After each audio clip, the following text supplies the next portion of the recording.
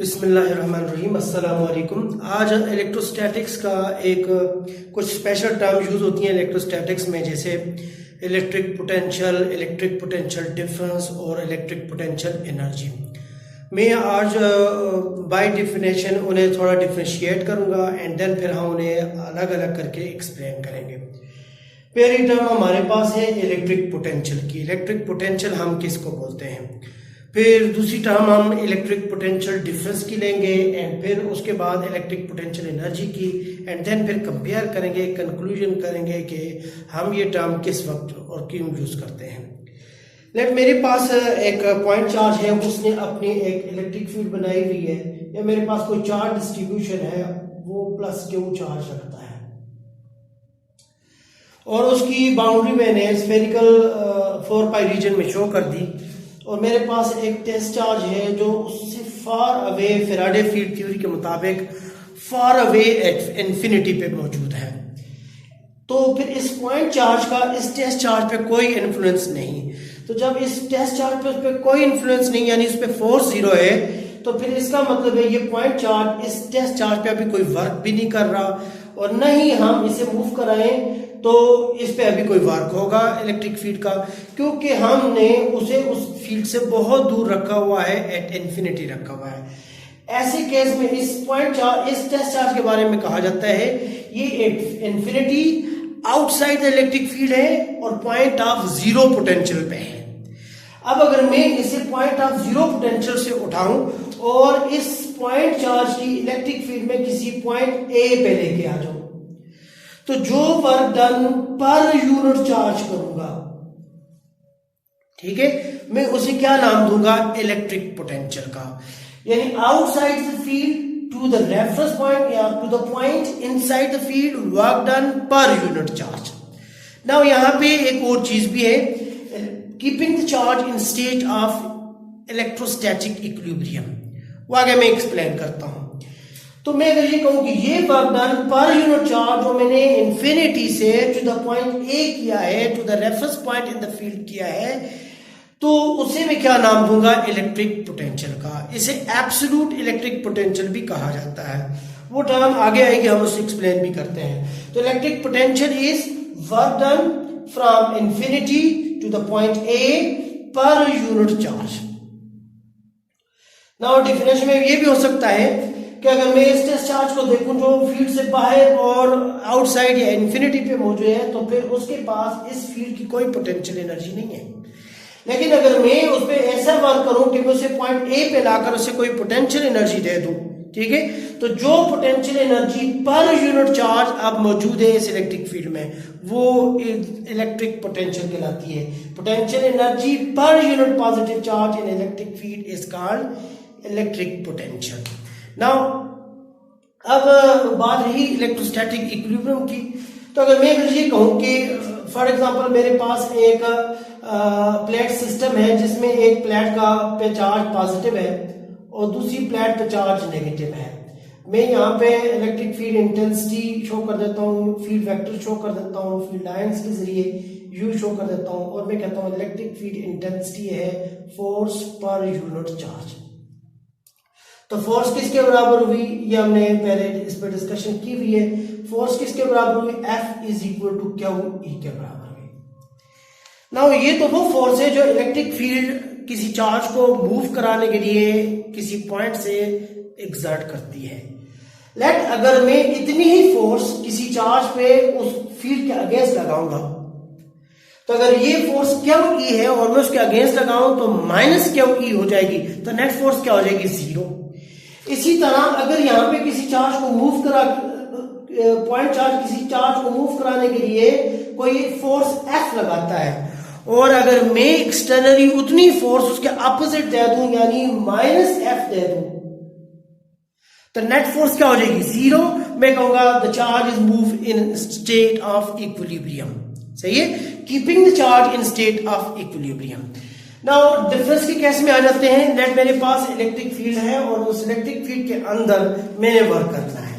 तो electric field के अंदर अगर फॉर एग्जांपल मैं कोई दो पॉइंट मार्क कर लेता हूं, पॉइंट ए और बी, और उनमें से उन पॉइंट्स को नाम दे देता हूं पॉइंट ऑफ लो पोटेंशियल और point of high potential. How to differentiate it, मैं क्या करूंगा, एक टेस्ट चार्ज लूंगा, उसे एक पॉइंट ए पे रखूंगा, वो पॉइंट ए से जब फील्ड से आउटवर्ड आएगा तो मैं देखूंगा उसके पास कोई काइनेटिक एनर्जी होगी।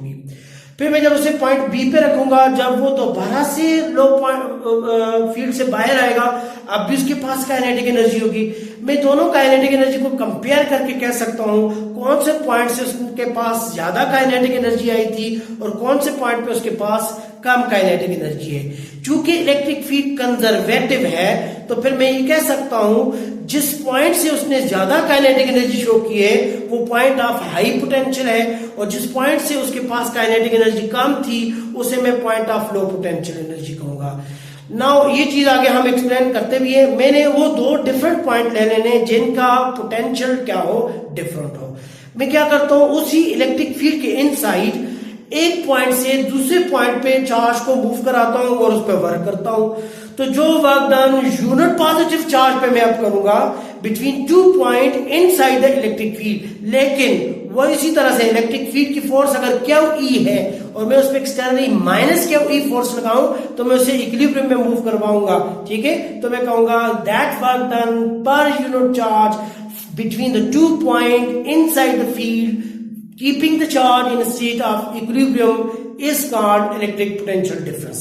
Now electric potential difference is the work done between the 2 point per unit charge. ठीक है, now ये बात ये भी हो सकती है कि मैं अगर A पे कहूं कि वो लो पोटेंशियल रखता है और B पे वो हाई पोटेंशियल रखता है, तो जब मैं A से B पे जाऊंगा तो पोटेंशियल एनर्जी तो चेंज हो जाएगी।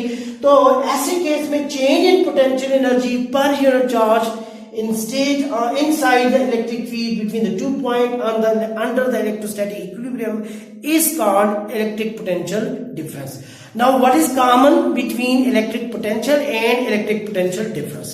It is the work done per unit charge. This is common.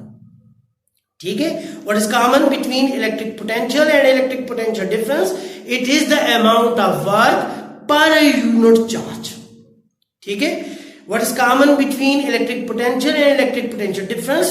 This work is taken under the state of equilibrium. ठीक है, now what is the difference between electric potential and electric potential difference? ठीक है, the difference is that one work is taken from outside the field to a point inside the field. ठीक है, whereas in case of electric potential difference this work is taken between the 2 point inside the electric field. ठीक है, that is what is the difference between electric potential and electric potential difference? The difference is electric potential is the work from outside the field to a point inside the field, whereas in case of electric potential difference it is the work done between the 2 point but within inside the electric field. What is common? It both measures the amount of work per unit charge. ठीक है, what is common? Both works are taken in electrostatic equilibrium. Now next concept is electric potential energy. Electric potential energy inside the electric field.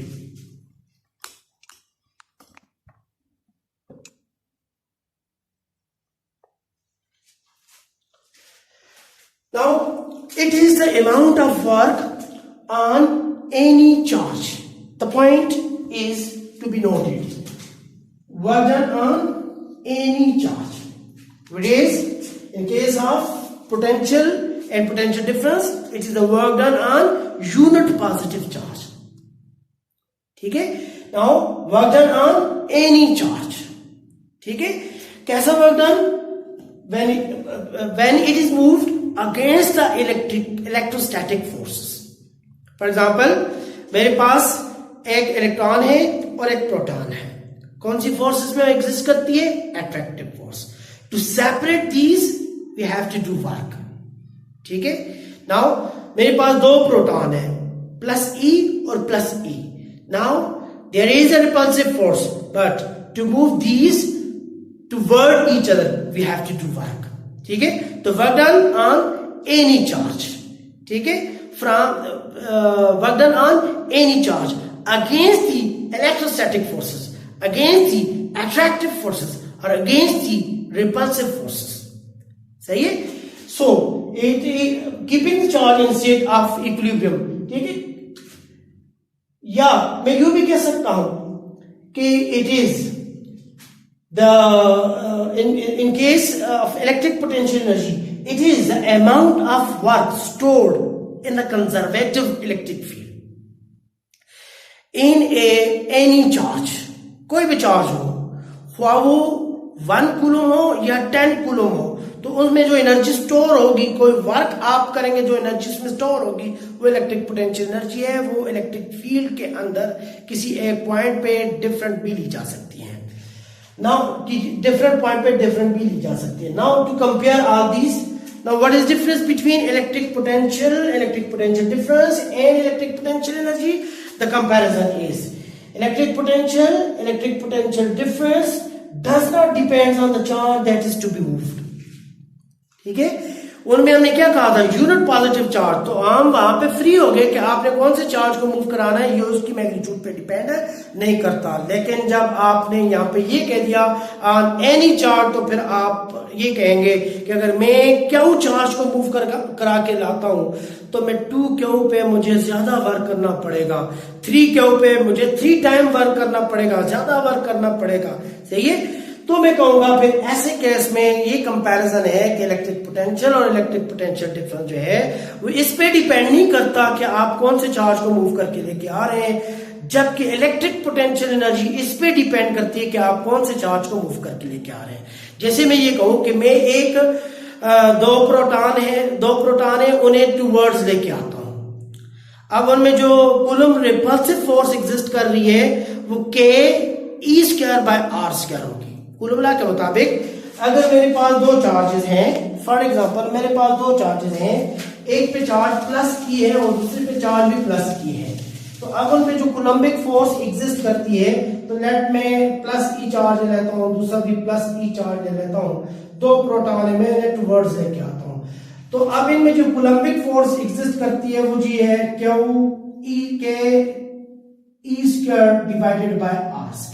ठीक है ना। Now अगर मैं इन्हें toward move करके आऊंगा तो इस फोर्स इस मैग्नीट्यूड के अगेंस्ट वर्क करूंगा। नाउ अगर मैं ये कर लेता हूं, ये +2E है और इसे भी +2E रख देता हूं, उतने ही डिस्टेंस पे मौजूद है, टुवर्ड्स लेके आऊंगा तो फोर्स तो अब ये बन जाएगी K+2E into +2E divided by R²। So F क्या बन जाएगी जी, 4K(E²/R²),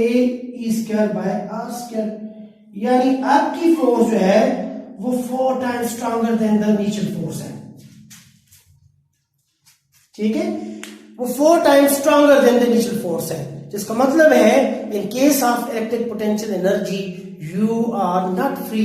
ठीक है, you must say that it depends on the charge that are to be moved।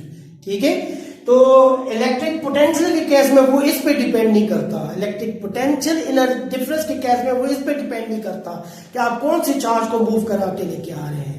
ठीक है, जबकि इलेक्ट्रिक पोटेंशियल एनर्जी के केस में ये डिपेंड करता है कि किन चार्जेस को टुवर्ड्स और अवे लाया जा रहा है, क्योंकि आपने वर्क डन अगेन तक कूलम्बिक फोर्स करनी है और कूलम्बिक फोर्स की मैग्नीट्यूड चार्जेस के प्रोडक्ट पे डिपेंड करती है। Thank you.